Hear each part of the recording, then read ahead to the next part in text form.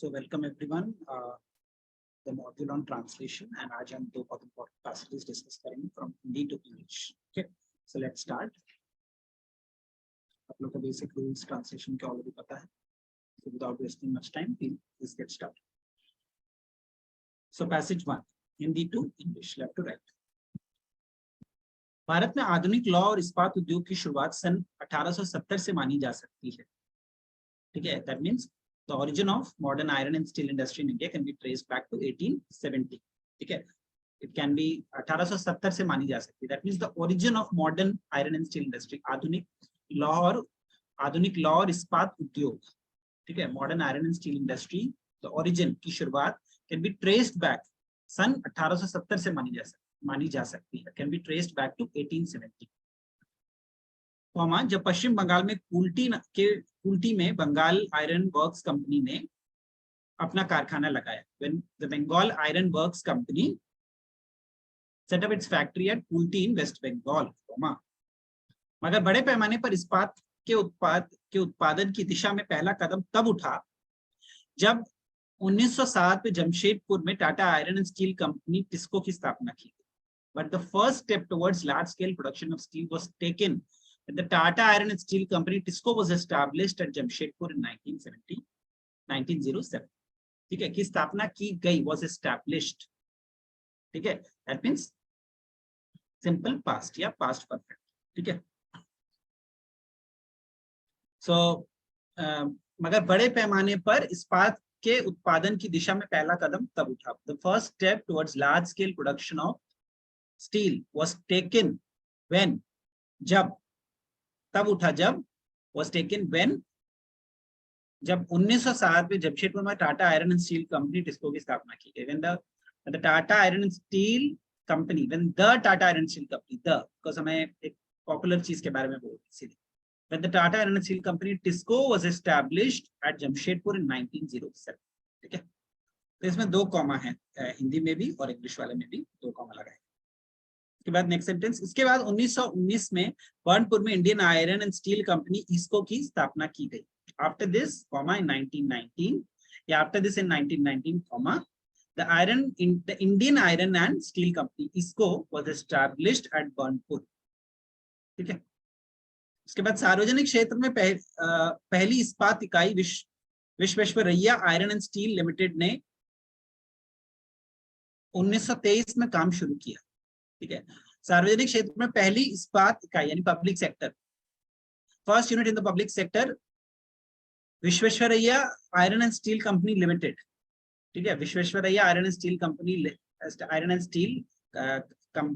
Limited, sorry, Visvesvaraya iron and steel limited. That means English में भी इसको Visvesvaraya iron and steel limited comma the first public sector, the first steel, सार्वजनिक क्षेत्र में पहली इस्पात इकाई, the first steel unit in the public sector ने 1923 में काम शुरू किया, comma started operations in 1923. So Visvesvaraya iron and steel limited comma the first steel unit in the public sector comma started operations in 1923. ठीक है, ये भी सिंपल पास्ट का सेंटेंस. ओके, उसके बाद नेक्स्ट सेंटेंस, आजादी के बाद हालांकि इस्पात विकास की बात पहली योजना में ही सोच ली गई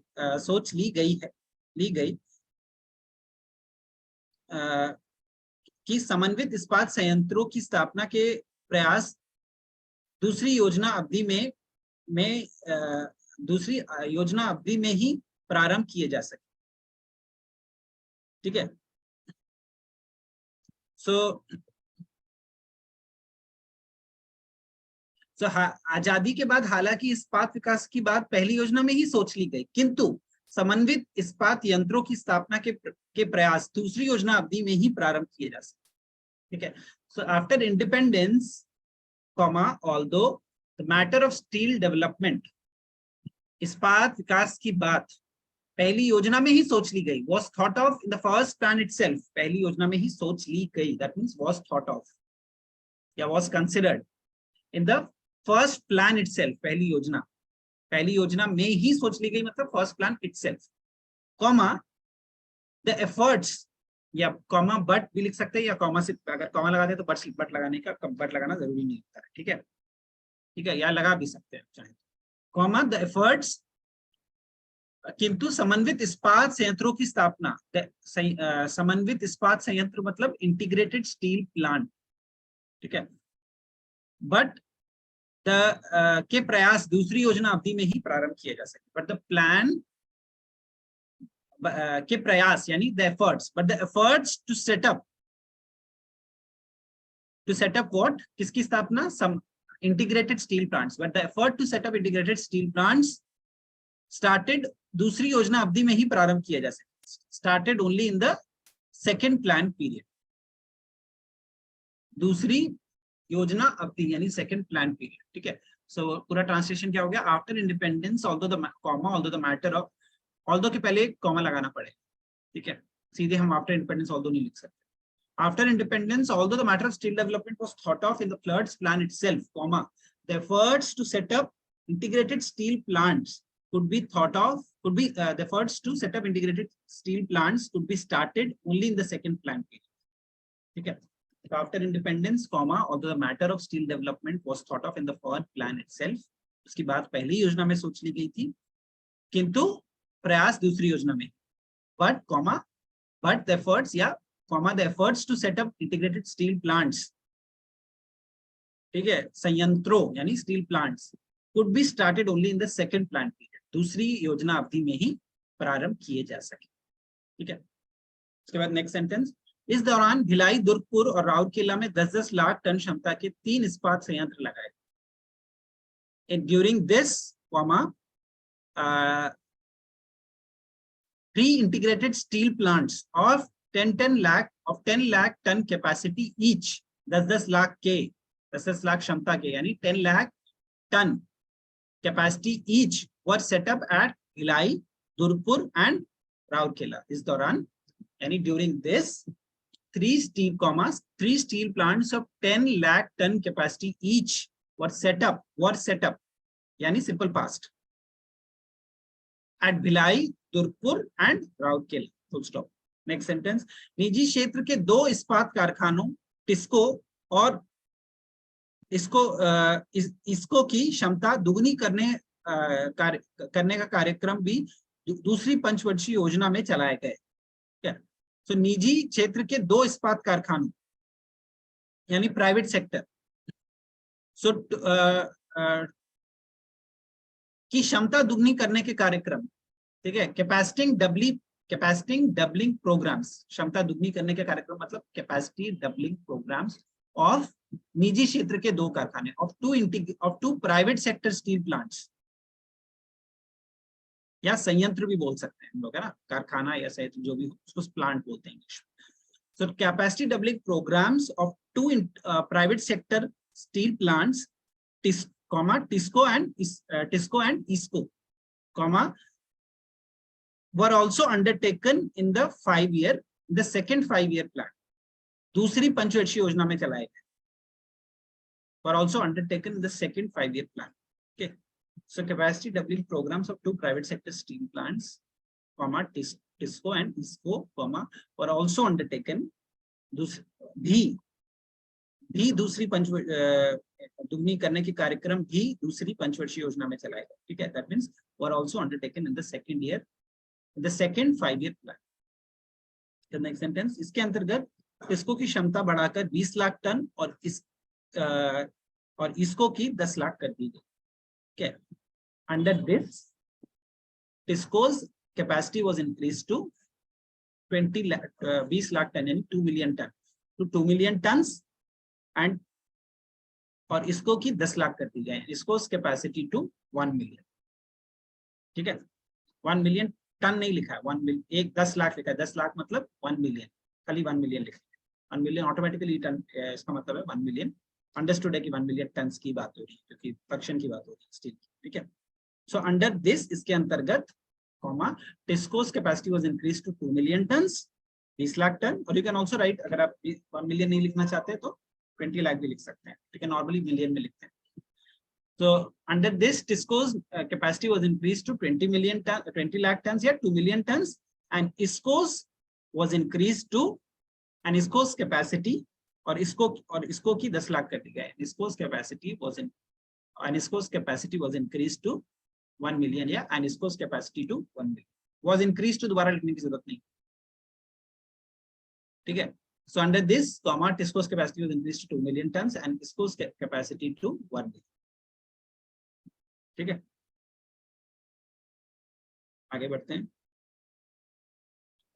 या खाली ISCO's भी लिख सकते हैं. Under this TISCO's capacity was increased to 2 million tons and ISCO's to 1 million. ऐसे भी लिख सकते हैं. क्योंकि देखिए यहाँ पे क्या लिखा है, ISCO की 10 लाख कर दी गई. That means ISCO's was increased to 1 million. TISCO's capacity was increased to 2 million ton and ISCO's was increased to 1 million. ठीक है, और was increased, capacity was increased to already पहले लिख चुके हैं, दोबारा इसको लिखने की जरूरत सीधे and ISCO's was increased to 1. ठीक है, क्योंकि हिंदी में भी वैसे लिखा है. Next sentence. 1956 और 1959 के बीच सार्वजनिक क्षेत्र में अलग अलग चरणों में 3 इस्पात संयंत्र स्थापित किए गए और 1959 में ही निजी क्षेत्र के इस्पात कारखानों के विस्तार का कार्य पूरा हुआ. सो between 1956 and 1959 के बीच, between 1956 and 59, सार्वजनिक क्षेत्र में अलग अलग चरणों में 3 इस्पात संयंत्र स्थापित किए गए. 3 steel plants were set up in different phases in the public sector. सार्वजनिक क्षेत्र में अलग अलग चरणों में in different phases in the public sector. and और 1959 में ही निजी क्षेत्र के इस्पात कारखानों के विस्तार का कार्य पूरा हुआ. and the expansion of private sector steel plants was completed in 1959 itself. 1959 में ही निजी क्षेत्र के यानी प्राइवेट सेक्टर के इस्पात कारखानों का विस्तार का कार्य पूरा हुआ. अभी पीछे पढ़ा था ना हम लोगों ने, उनके विस्तार का कार्य शुरू किया गया, कैपेसिटी डबलिंग का कार्य, वो 1959 में ही खत्म हुआ. ठीक है. So between 1956 and 1959, 3 steel plants were set up in different phases in the public sector, and the expansion of private sector steel plants, of the private sector steel plants, was completed in 1959 itself. 1959 में ही पूरा हुआ, was completed, यानी simple past. उसके बाद तीसरी पंचवर्षीय योजना में सार्वजनिक क्षेत्र के 3 इस्पात कारखानों के विस्तार के साथ साथ उत्पादन बढ़ाने के लिए कुछ और कारखाने लगाने पर जोर दिया गया.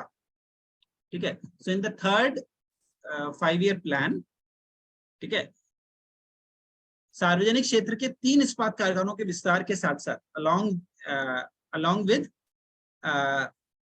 expansion of 3 public sector steel plants के साथ साथ उत्पादन बढ़ाने के लिए कुछ और कारखाने लगाने पर भी जोर दिया गया. ठीक है. along with this setting up a few more plants to increase production was emphasized. Yeah, in the third 5-year plan, emphasis was laid. जोर दिया गया, यानी emphasis आप पहले ही लिख लीजिए, was emphasized लिखने की जरूरत नहीं, पहले ही उसको लिख लीजिए. Emphasis was laid on the expansion of 3 public sector steel plants, as well as setting up of a few more plants to increase production. ठीक है. अगर आप ऐसे लिखेंगे कि in the third 5-year plan, expansion of 3 public sector units as well as setting up of a few more plants to increase production was emphasized, तो हम actually जो एम्फेसिस वाला पार्ट है इसको हम थोड़ा जोर देना चाहते हैं, थोड़ा बल देना चाहते हैं. ठीक है. एम्फेसिस को और एम्फेसाइज करना चाहते हैं, मतलब इसको हम पहले लिख के हम ये दिखाना चाहते हैं कि इस चीज पे जोर दिया गया, तो इसीलिए इसको सेंटेंस के स्टार्टिंग में लिख सकते हैं. ठीक है. और नॉर्मली एम्फेसिस ही लिखते हैं, वाज एम्फसाइज्ड नहीं. नॉर्मली जो कुछ ऐसे एक्टिविटीज होती हैं उनके लिए emphasis was done on this, emphasis was done. और एम्फसाइज तब लिखते हैं जब हमें पता है कि कौन एम्फसाइज कर रहा है, तब हम बोलते हैं कि ही एम्फसाइज्ड दिस. बट यहाँ पे कोई सब्जेक्ट नहीं, हमें नहीं पता कि किसने किया, सरकार ने किया, जिसने किया, उसमें लिखा है किया गया, दिया गया, किसने किया हमें नहीं पता, तो एम्फेसिस वाज लेड ही सही तरीका लिखने का. तो इन the third 5-year plan, emphasis was laid on the expansion of 3 public sector steel plants as well as setting up of a few more plants to increase production. उत्पादन बढ़ाने के लिए. ठीक है. के साथ साथ यानी as well as. Next sentence. इसके तहत बिहार में बोकारो और आंध्र प्रदेश में विशाखापट्टनम में सार्वजनिक क्षेत्र में के तहत 2 और समन्वित इस्पात संयंत्र स्थापित किए गए। सो विद इन दिस या under this 2 more integrated steel plants, दो और समन्वित इस्पात संयंत्र यानी 2 more integrated steel plants were established in Bokaro, at Bokaro in Bihar and at Visakhapatnam in Andhra Pradesh. Okay. Under this 2 more integrated steel plants, under this 2 more integrated steel plants, समन्वित इस्पात संयंत्र, ठीक है, under this 2 more integrated steel plants were set up under the public sector, सार्वजनिक क्षेत्र के तहत, under the public sector, ठीक है। सो पहला 2 बार तहत आ रहा है, इसके तहत यानी अंडर दिस, ये जो हमने योजना इससे पहले जो योजना बताई ना थर्ड 5 ईयर प्लान में, उसके तहत, तो इसके तहत यानी अंडर दिस यानी under the 5 year plan, third 5 year plan, comma 2 more integrated steel plants were set up under the public sector, सार्वजनिक क्षेत्र के तहत, at Bokaro in Bihar and at Bokaro in Bihar and Visakhapatnam in Andhra Pradesh, ठीक है। बिहार में बोकारो और आंध्र प्रदेश में विशाखापट्टनम, यानी at Bokaro in Bihar and Visakhapatnam in Andhra Pradesh, full stop. उसके बाद नेक्स्ट एक सेंटेंस, इसके बाद दुर्गपुर में मिश्र धातु इस्पात संयंत्र और सेलम में स्टेनलेस इस्पात संयंत्र स्थापित किया गया, ठीक है, ठीक है। इसके बाद यानी दिस वाज फॉलोड बाय या आफ्टर दिस मिश्र धातु इस्पात संयंत्र यानी अलॉय स्टील प्लांट, ठीक है। So after this was followed by setting up, या आफ्टर दिस बार लिख चुके हैं, ठीक है, तो अब इसको थोड़ा चेंज कर देते हैं। दिस वाज फॉलोड बाय यानी इसके बाद, वही चीज है, उसको अलग तरीके से लिखा। This was followed bye setting up of an alloy steel plant at Durgapur and a stainless steel plant at Salem. Salem कहाँ पे है? तमिलनाडु, ठीक है। तो एक दुर्गापुर बंगाल में एक अलॉय स्टील प्लांट बैठाया गया, इसके बाद विशाखापट्टनम और बोकारो के बाद क्या बैठाया गया? अलॉय स्टील प्लांट बैठाया गया बोकारो में, सॉरी दुर्गापुर में बंगाल में, और एक stainless steel plant Salem Tamil Nadu में बैठाया, ठीक है। सो इसके बाद दुर्गापुर में मिश्र धातु इस्पात संयंत्र और सेलम में स्टेनलेस इस्पात संयंत्र स्थापित किया गया, ठीक है। This was followed by setting up of an alloy steel plant at Durgapur and a stainless steel plant at Salem, ठीक है। सो ये पूरा पैसेज आप देखिए सिंपल पास्ट में चल रहा है, दिस वाज डन, ये किया गया, ये किया गया, ये किया गया, पूरा पैसेज जो है हमारा सिंपल पास्ट में चल रहा है। अब हम अपने नेक्स्ट पैसेज पे जाएंगे। हमारा अगला पैसेज क्या है? खेती के बारे में है। सो शुरू करते हैं।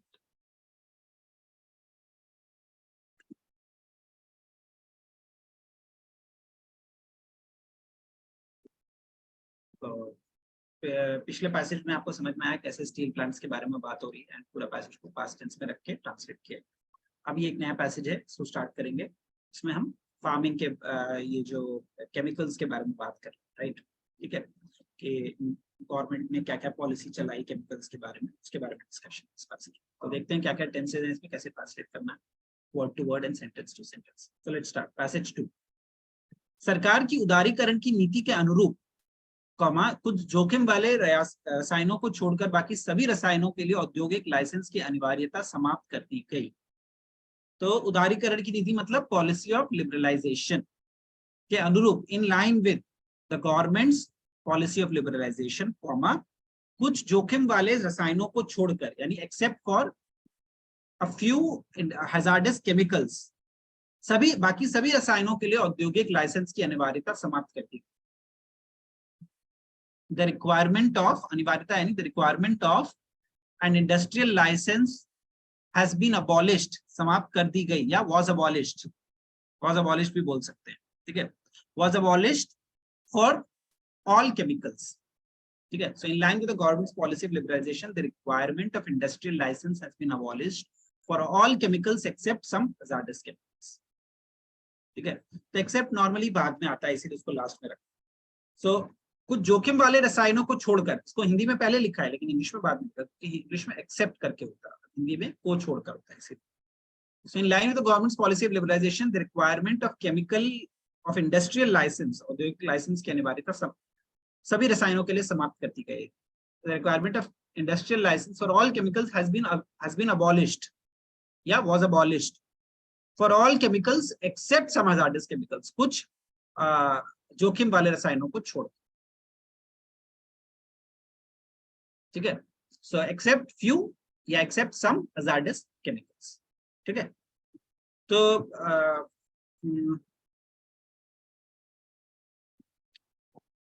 was abolished भी लिख सकते हैं इंग्लिश में, या has been abolished भी लिख सकते हैं, कोई दिक्कत नहीं. देखिए टेंसेस का उतना स्ट्रिक्टनेस नहीं होता. जब आपको एक से टाइम के बाद जब आपको पूरा पैसेज का, अभी मैं आपको बोलूंगा आप was abolished ही लिखिए, लेकिन मैंने उसको has been abolished लिखा है. क्यों? क्योंकि बिना इंग्लिश में जरूरी नहीं है कि एक जगह में जहाँ पे सिंपल पास्ट यूज हो रहा हो वहां पे सिंपल पास्ट ही यूज करना होगा. हिंदी में अगर यूज हो रहा हो और इंग्लिश में सिंपल, किसी जगह में अगर हिंदी में सिंपल पास्ट यूज हो रहा है और इंग्लिश में वहीं पे सिंपल, वहां पे सिंपल पास्ट ही यूज करना ऐसा जरूरी नहीं है. प्रेजेंट परफेक्ट भी यूज कर सकते हैं उसी सेम चीज को समझाने के.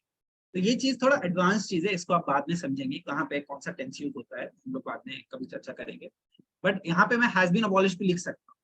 क्यों? क्योंकि इसके आगे आने वाला जो पैसेज है उसके साथ हैज बीन जो है वो उसका मेल बैठ रहा है, उसका मेल एक बैठ रहा है ना. हिंदी में हमने उसको लिखा समाप्त कर दी गई है, नहीं लिखा समाप्त कर दी गई, यानी वाज अबॉलिश्ड. अगर आप इंग्लिश में वाज अबॉलिश्ड लिखेंगे तो भी सही है, बट पैसेज के स्टार्टिंग में was abolished लिखना सही नहीं, ठीक है. has been abolished लिखना ज्यादा बेटर है, ठीक है. और has been abolished पैसेज के ओवरऑल टेंस को डिस्टर्ब नहीं करता, इसलिए मैं लिख सकता हूँ उसको. बट आप उसको was abolished करके ही फॉलो करिए. अगर आप has been abolished लिखना चाहते तो लिख सकते हैं. तो एक ऐसा हार्ड लाइन नहीं होता है कि इंग्लिश में, हिंदी में जो टेंस प्रयोग किया गया इंग्लिश में उसी टेंस को यूज करना, ऐसा जरूरी नहीं है. आप कभी कभार थोड़ा थोड़ा टेंस में चेंज कर सकते हैं. आपने देखा, अभी देखिए इससे पहले भी हम लोगों ने सिंपल पास्ट को पास्ट प्रेजेंट परफेक्ट में, पास्ट परफेक्ट में किया. यहाँ पे हमने क्या किया, सिंपल पास्ट को प्रेजेंट परफेक्ट में किया. तो ये थोड़े थोड़े चेंजेस आप कर सकते हैं अगर आपको एक ब्रॉड सेंस आ गया ट्रांसलेशन. आगे बढ़ते हैं नेक्स्ट सेंटेंस. इसलिए अब उद्यमी इंडस्ट्रियल एंटरप्रेन्योर्स मोसोरेंडम रूट के अनुसार अपना रासायनिक, इसलिए सभी उद्यमी इंडस्ट्रियल एंटरप्रेन्योर्स या एंटरप्रेन्योर्स मोसोरेंडम रूट के अनुसार अपना रासायनिक उद्योग स्थापित कर सकते हैं. सो नाउ एंटरप्राइजिंग, ठीक है, उद्यमी यानी एंटरप्राइजिंग इंडस्ट्रियल एंटरप्रेन्योर्स, तो एज इट इज ही कॉपी कर लेंगे. उद्यमी यानी इंडस्ट्री या एंटरप्राइज, उद्यमी यानी एंटरप्राइज उद्यमी क्षेत्र यानी एंटरप्राइज, ठीक है. तो इसलिए अब सो नाउ एंटरप्राइजिंग यानी उद्यमी यानी एंटरप्राइज, उद्यमी यानी enterprise. So now enterprising industrial entrepreneurs can set up their own chemical industry, अपना रासायनिक उद्योग स्थापित कर सकते हैं. Can set up their own chemical industry, according to the memorandum route, ठीक है. सीधे विदेशी निवेश के जरिए पूंजी की उपलब्धता बढ़ाने तथा इसके माध्यम से उच्च टेक्नोलॉजी, आधुनिक प्रबंधन, भारतीय उत्पादों का निर्यात बढ़ाने तथा भारतीय उपभोक्ता का बेहतर उत्पाद तथा सेवाएं जुटाने के लिए सरकार वचनबद्ध है. काफी लंबा सेंटेंस है, इसको टेक कर लेते हैं. सीधे विदेशी निवेश के जरिए पूंजी की उपलब्धता बढ़ाने, ठीक है. So through foreign exports, sorry through direct foreign investment, सीधे विदेशी निवेश यानी direct foreign investment, through direct foreign investment पूंजी की उपलब्धता बढ़ाने, availability of capital, to increase the availability of capital, तथा इसके माध्यम से उच्च टेक्नोलॉजी, आधुनिक प्रबंधन, भारतीय उत्पादों का निर्यात बढ़ाने. And through this high technology, उच्च टेक्नोलॉजी, आधुनिक प्रबंधन, मॉडर्न मैनेजमेंट एंड भारतीय उत्पादों का निर्यात बढ़ाने. And through this high technology, modern management,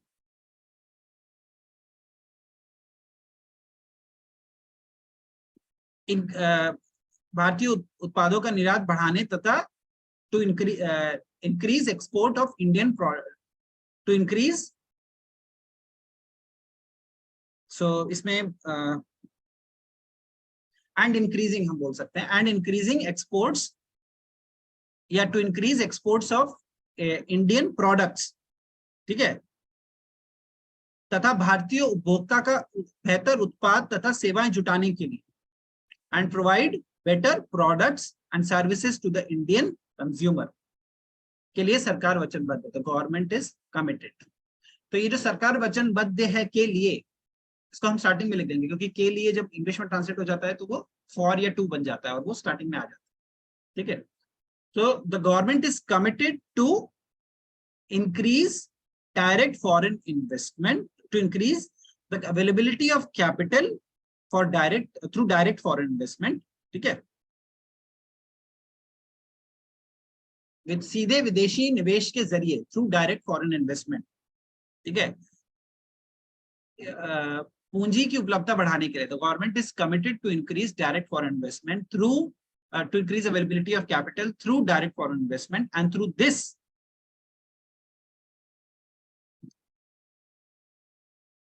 और इसके माध्यम से उच्च टेक्नोलॉजी, आधुनिक प्रबंधन, भारतीय उत्पादों का निर्यात बढ़ाने तथा भारतीय उपभोक्ता का बेहतर उत्पाद तथा सेवाएं जुटाने के लिए सरकार and through this is committed to increase availability of capital to direct foreign investment and through this it is committed to और किस चीज के लिए committed है and through this and through this high technology, उच्च टेक्नोलॉजी, आधुनिक प्रबंधन, modern management, increase of Indian increase exports, भारतीय उत्पादों का निर्यात बढ़ाने, increase exports of Indian products and provide better products, भारतीय उपभोक्ता का बेहतर उत्पाद तथा उसकी भारतीय उपभोक्ता का बेहतर उत्पाद तथा सेवाएं जुटाने के लिए। ठीक है, and provide better products and services to the Indian consumer। ठीक है, एक्चुअली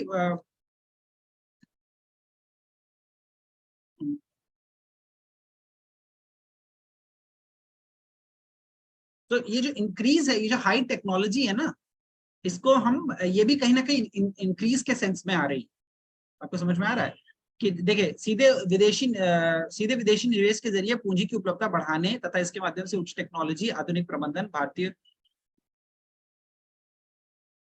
उच्च टेक्नोलॉजी के लिए सरकार वचनबद्ध है, आधुनिक प्रबंधन के लिए सरकार वचनबद्ध है, भारतीय उत्पादों का निर्यात बढ़ाने के लिए सरकार वचनबद्ध है। तो इन सब के लिए वचनबद्ध है। तो the government is committed to increase the availability of capital through direct foreign investment and through this modern technology and through this high technology. यहाँ पे हम दोबारा से इसके माध्यम से उच्च technology and through this high technology, मतलब हाई टेक्नोलॉजी के लिए भी सरकार कमिटेड है, अदरवाइज बहुत अजीब सा लग रहा है सेकंड पार्ट उसका। ठीक है, and through this high technology, उच्च technology, modern management, increase exports of Indian products and provide और तथा भारतीय उपभोक्ता को बेहतर उत्पाद तथा सेवाएं प्रदान करने के लिए, या भारतीय उपभोक्ता का बेहतर उत्पाद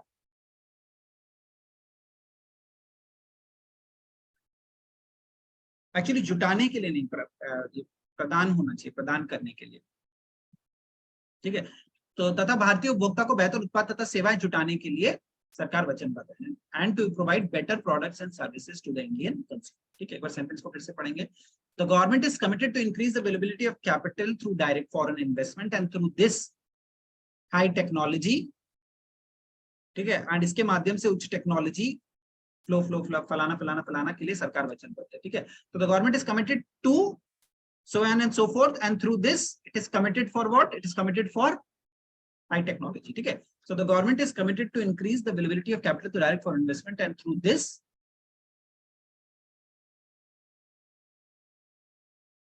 आप increase भी लिख सकते हैं। ठीक है, and through this increase high technology, modern management, export of India, ऐसे भी लिख सकते हैं, या and through this high technology, modern management, increase exports of Indian products and provide better products and services to the Indian consumer। ठीक है, full stop। उसके बाद नेक्स्ट सेंटेंस, इन उद्देश्यों की प्राप्ति के लिए सरकार ने पारदर्शी, गतिशील और निवेशकों की सुविधाएं प्रदान करने वाली नीति बनाई। ठीक है, so to achieve these objectives, इन उद्देश्यों की प्राप्ति के लिए, to achieve these objectives, the government has नीति बनाई, हैज फॉर्मुलेटेड अ transparent, पारदर्शी, ट्रांसपेरेंट, गतिशील, डायनामिक एंड निवेशकों की सुविधाएं प्रदान करने वाली निवेशकों को सुविधाएं प्रदान करने वाली, निवेशकों की नहीं, निवेशकों को सुविधाएं प्रदान करने वाली एंड इन्वेस्टर फ्रेंडली पॉलिसी। ठीक है, मतलब निवेशकों को आप सुविधाएं दे रहे हैं तभी तो वो इन्वेस्टर फ्रेंडली हुआ ना। ठीक है, so to achieve these objectives, the government has formulated a transparent, dynamic and investor friendly policy वाली नीति बनाई है, एक नीति बनाई है। दैट मींस दैट नीति को क्या नीति है? Has formulated transparent, dynamic and investor dash friendly policy and और निवेशकों को सुविधाएं प्रदान करने वाली यानी इन्वेस्टर फ्रेंडली पॉलिसी। ठीक है, आगे बढ़ते हैं।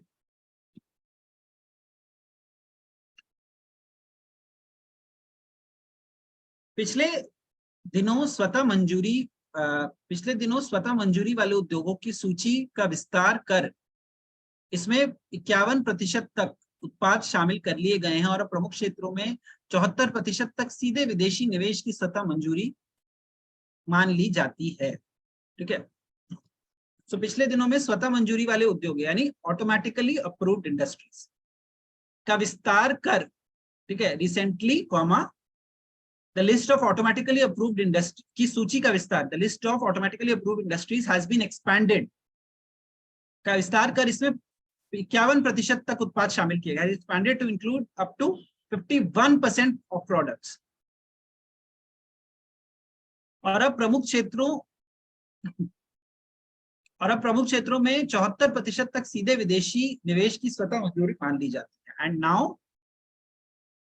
And now up to 74% of direct foreign investment is in key sectors तक सीधे विदेश निवेश की और प्रमुख क्षेत्रों में, and now up to 74% direct foreign investment in key sectors यानी प्रमुख क्षेत्रों में is automatically approved की मंजूरी स्वतः मंजूरी मान ली जाती है, is automatically approved।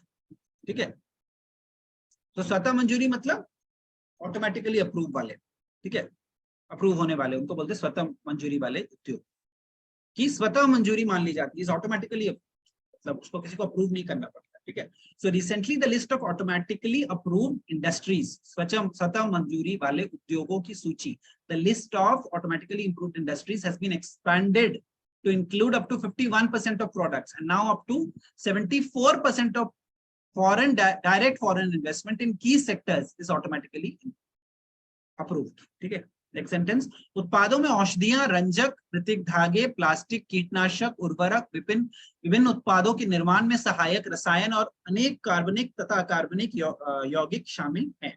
यौगिक यानी compounds.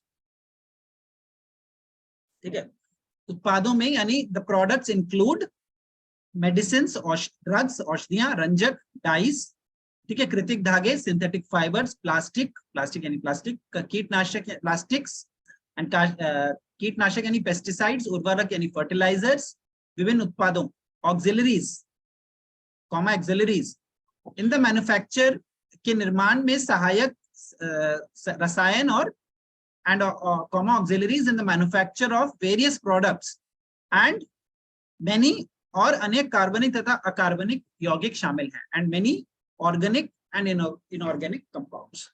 The products include drugs, dyes, synthetic fibers, plastics, pesticides, fertilizers, auxiliaries या auxiliaries in the manufacture of various products। ठीक है, विभिन्न उत्पादों के निर्माण में सहायक रसायन, ऑक्सिलरीज इन द या other products in the auxiliaries लिखने से सहायक, पूरा सहायक एक बार में वैसे आपको लिखना पड़ेगा अदर प्रोडक्ट्स दैट असिस्ट, ऐसे करके लिखना पड़ेगा, डायरेक्ट ऑक्सिलरीज लिख दीजिए या ऑक्सिलरीज या डिफरेंट ऑक्सिलरीज। ठीक है, so auxiliaries in the manufacture of various products and many carbonic and many organic and inorganic compounds, carbonic and acarbonic। ठीक है, so the products include drugs, dyes, synthetic fibers, plastics, pesticides, fertilizers, auxiliaries in the manufacture of various products and many organic and inorganic compounds। the manufacture of various products and many organic and inorganic compounds. ठीक है, सो इसमें भी जो list लगाइए, list में हर item के बाद आपको कॉमा लगेगा, ठीक है। 99 नेक्स्ट सेंटेंस, 1996 to 97 में मूलभूत कार्बनिक तथा अकार्बनिक रसायनों का उत्पादन दे अनुमत का उत्पादन अनुमानतः 50 लाख मीट्रिक टन रहा, ठीक है। So in 19 the production of organic, carbonic यानी organic, of organic and inorganic compounds was का उत्पादन यानी production, the production of basic मूलभूत यानी basic organic and inorganic compounds was estimated in 1996-97 was estimated at 50 lakh metric tons, ठीक है। The production of basic organic and inorganic chemicals, compounds नहीं, chemicals, रसायन मतलब chemicals, in 1996-97 was estimated at 50 lakh metric tons. Metric ton है ना, metric tons, ton की spelling होती है TONNES. उसके बाद नेक्स्ट सेंटेंस, 1996-97 में कीटनाशकों और कृषि रसायनों का उत्पादन 37,000 metric ton. So in 1996-97, the production of pesticides and agrochemicals, यानी कृषि रसायन, the production of pesticides and agrochemicals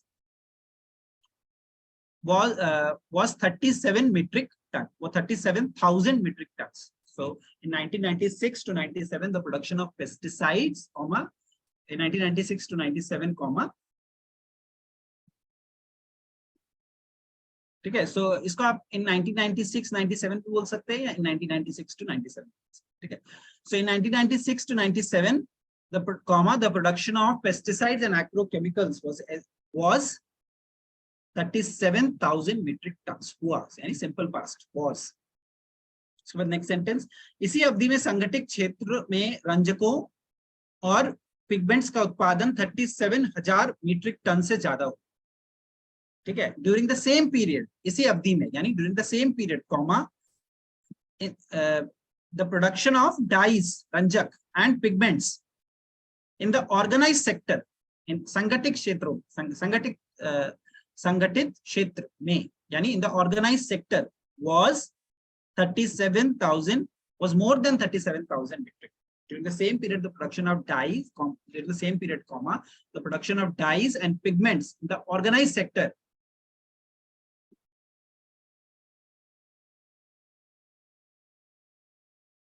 ठीक है, का उत्पादन 37,000 मीट्रिक टन से ज्यादा हो, ठीक है।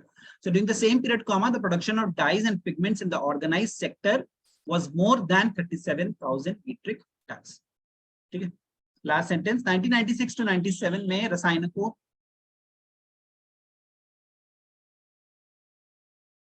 1996-97 में रसायनों तथा संबद्ध क्षेत्र से कुल निर्यात 1 खरब 28 अरब रुपये का रहा. So in 1996-97, the total export of chemicals, the total exports from chemicals and allied sector, ठीक है, तथा संबद्ध क्षेत्र से यानी from the total exports से कुल निर्यात, the total exports from chemicals and allied sector stood at, total निर्यात कितना रहा, 1 अरब 28 खरब रुपए का रहा, ठीक है. The total exports from chemicals and allied sector stood at या was rupees 1 खरब 28 अरब, ठीक है. 1 खरब यानी कितना हो गया, 1 ट्रिलियन, राइट, और 28 अरब यानी बिलियन, ठीक है. So one stood at रुपये यानी stood at rupees 1.028 ट्रिलियन, ठीक है. 1.028 ट्रिलियन मतलब 1 ट्रिलियन 28 बिलियन यानी 1 खरब 28 अरब, ठीक है. So in 1996 to 97, the total exports from chemicals and allied sector was rupees 1.028 trillion, yes to that rupees 1.028 trillion. 1.028 trillion मतलब 1 खरब 28 अरब, ठीक है। सो 1996 97 के बाद कॉमा है, क्योंकि हम जब भी कोई चीज बोलना चाहते हैं इन 1996 टू 97 कॉमा, हमेशा कॉमा लगा के फिर आगे की चीज बोलते हैं। तो इस तरीके से आपने देखा इस पैसेज में ज्यादातर जो स्टेटमेंट्स हैं वो हमारे